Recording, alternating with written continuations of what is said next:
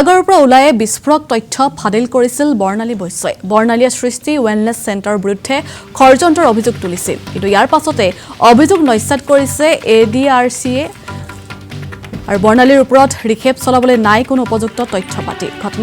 ঘটনাৰ উচিত তদন্ত বিচাৰিছে ADRCয়ে। CCTVৰ ভিজুৱেল ৰাজহুৱা কৰাৰ দাবী জনালে সেই সংস্থাটোৱে। ইতিমধ্যে কাৰাগাৰত কাৰাবাস খাটি আছিল বৰ্ণালী বৈশ্য আৰু শেহতীয়াকৈ বৰ্ণালী বৈশ্যই কাৰাগাৰৰ পৰা ওলাই আহিয়ে কেইবাটাও সংবাদমেল যোগে কেইবাটাও বিস্ফোৰক তথ্য ফাদিল কৰিছিল। নিচামুক্তি কেন্দ্ৰটোক ৰোগীক নিৰ্যাতনৰ অভিযোগত গ্ৰেপ্তাৰ হৈছিল বৰ্ণালী বৈশ্য। বৰ্ণালী বৈশ্যই সৃষ্টি ৱেলনেছ চেণ্টাৰৰ বিৰুদ্ধে ষড়যন্ত্ৰ কৰাৰ অভিযোগ তুলিছিল সংবাদ মাধ্যমৰ জৰিয়তে। নিজেই নিজক প্ৰহাৰ কৰি ভুক্তভোগী যুৱতীয়ে সমৰ ভৰদ্বাজক খবৰ দিছিল বুলি অভিযোগ তুলিলে বৰ্ণালী বৈশ্যই আৰু এই অভিযোগ সম্পূৰ্ণৰূপে নস্যাৎ কৰিছে ADRCয়ে। বৰ্ণালীৰ ওচৰত ৰিখেপ চলাবলৈ নাই উপযুক্ত নথিপত্ৰ এই অভিযোগ তুলিলে। আনহাতে নিচামুক্তি কেন্দ্ৰত ঘটনাৰ দিনাই চুৰি হোৱা CCTV ভিজুৱেল ইতিমধ্যে পোহৰলৈ আহিছে। আনফালে ঘটনাৰ তদন্ত বিচাৰিছে ADRCয়ে।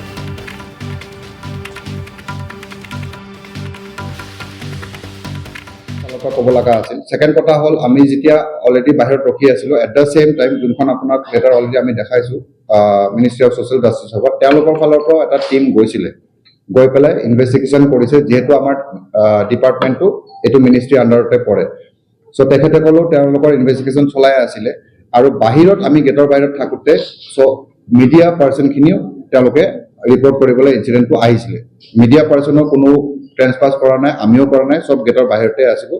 সেইখিনি সময়ত আমাক এটা ইণ্টাৰভিউ লোৱা হৈছিলে, যোনটো আপোনালোকে অলৰেডি নিউজত দিছিলে। চ' তেখেতসকলে ষ্টেটমেণ্ট দিছিলে, ছেক্ৰেটৰীও দিছিলে যে ইয়াতে কিহৰ কাৰণে আমি ইয়াতে উপস্থিত আছিলোঁ।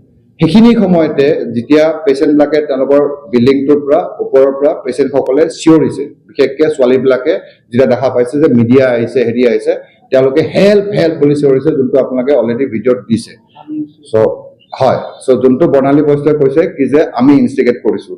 চ' প্ৰথম কথা হ'ল তেওঁলোকেহে উল্টা হেল্প বিচাৰিছে যেতিয়া দেখা পাইছে যে চব আহিছে, আমাৰ কিবা এটা মানে বচাব পাৰে বুলি। চ' আফটাৰ ডেট এটা কেঅছ সৃষ্টি হৈ গ'ল, য'ত কি অকল আমি বুলি নহয়, তাতে নেইবাৰ্ছ সকলো আছিল। এইটো এটা ৰেচিডেঞ্চিয়েল এৰিয়া আছিলে, তাৰে ছাইডৰ মানুহ চানুহ চব আহি পেলাই গেটৰ ভিতৰত আহি গৈছে। চ' ডেফিনেটলি ফৰ এটা মৰেলিটিৰ কাৰণে এটা আমি যদি দেখা পাইছোঁ যে তেনেকুৱা হৈ আছে, চ' ডেফিনেটলি আমি ইনষ্টিংটিভলি আমি সেইটো বস্তুত যামেই যে কি হৈছে কি নাই হোৱা। তাৰপিছতহে আমি বাউণ্ডেৰী মানে ক্ৰছ কৰিছোঁ সেইখিনি সময়ত। আৰু কিন্তু ভিতৰত অলৰেডি ছ'চিয়েল জাষ্টিছৰ মানুহ আছিলে। এট দ্য ছেম টাইম আকৌ ছেকেণ্ড টাইম পুলিচো আহিছে। তাৰপিছত এটা সময়ত ওমেন কমিশ্যনৰ পৰাও দুগৰাকী ৰিপ্ৰেজেণ্টেটিভ আহিছে, আহি পেলাই তেওঁলোকক ইনভেষ্টিগেট কৰিছে। আমি কিন্তু অফিচৰ ভিতৰত বিল্ডিং প্ৰেমিচৰ ভিতৰত যোৱা নাই, আমি চবেই বাহিৰতে ৰখি আছিলোঁ তেতিয়ালৈকে। অকল আমি বুলি নহয়, বিভিন্ন ধৰণৰ মানুহ আহিছে, ছাইডৰ মানুহ আহিছে, নেইবাৰ্ছ আহিছে, প্লাছ ৰিহেব বেলেগ বেলেগ অ'নাৰ্ছো আহিছে, কাৰণ তেতিয়ালৈকে অলৰেডি মিডিয়াত আহি গৈছে। ত' জাষ্ট টু চি কি হৈ আছে কি নাই হোৱা। আৰু সেইখিনি সময়ত ইমান বেছি কেঅছ হৈ গৈছে, তেতিয়া ছোৱালীবিলাকে ভাঙি মেলি অলৰেডি তললৈ আহি গৈছে। ত' তেওঁ যোনটো কৈছে যে আমি এটা প্ৰি প্লেন বস্তু কৰিছোঁ, য'ত আমি পেচেণ্টক চুৰ কৰিবলৈ বা পলাবলৈ আমাৰ নিজৰ ৰিহেবত ৰাখিবলৈ আমি সেইটো এটা পাৰ্চন এটেক কৰিছোঁ বুলি কৈছে। চ' প্ৰথম কথা for information to everyone যে আমাৰ কাৰো ফিমেল ৰিহেবিলিটেশ্যন চেণ্টাৰ নায়েই।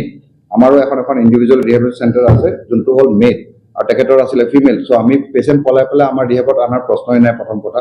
ছেকেণ্ড কথা হ'ল কি যে যেতিয়া পেচেণ্টবিলাকে ওলাই আহিছিলে, তো সেইখিনি সময়ত পুলিচ প্ৰশাসনে মানে তেওঁলোককো ৰখাইছে, আৰু প্লাছ আমিও আমাৰ ফালৰ পৰা বাহিৰৰ পৰা কৈছোঁ, যোনটোত বিশেষকৈ বৰ্ণালী বৈশ্যই কৈছে কিবা আমি ফিমেল বাউন্সাৰ আনিছোঁ বুলি।